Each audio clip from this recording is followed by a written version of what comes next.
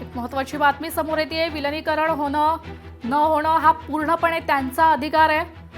पंकज भोयर यांची राष्ट्रवादी विलनीकरणावर प्रतिक्रिया आहे। अजित पवार आणि देवेंद्रजी यांचे चांगले संबंध होते। निर्णय घेताना अजितदादांनी फडणवीसांना विचारलं होतं। पंकज भोयर यांची राष्ट्रवादी विलनीकरणावर ही प्रतिक्रिया आहे। दोन्ही राष्ट्रवादी काँग्रेस पक्ष यांचं विलीनीकरण होणे अथवा न होणे हा पूर्णपणे त्यांचा अधिकार आहे किंवा ते त्याच्यामध्ये निर्णय घेणार आहेत।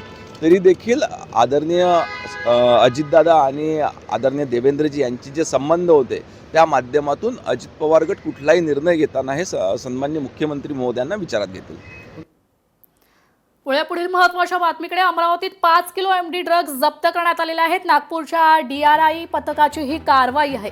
जप्त केलेल्या ट्रकची किंमत 5 ते 10 कोटी असल्याची माहिती समोर येते।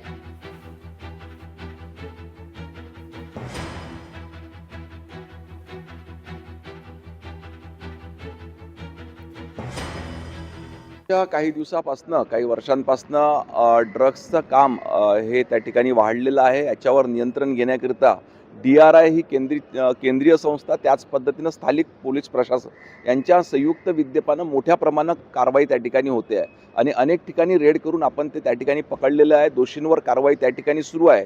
याच्यानंतरही भविष्यात ज्या ज्या टीप आम्हाला मिळतील तर निश्चितपणे कठोर कारवाई संबंधित लोकांवर करण्यात येईल। लोकशाही मराठी ऐका, पहा, जागरूक रहा।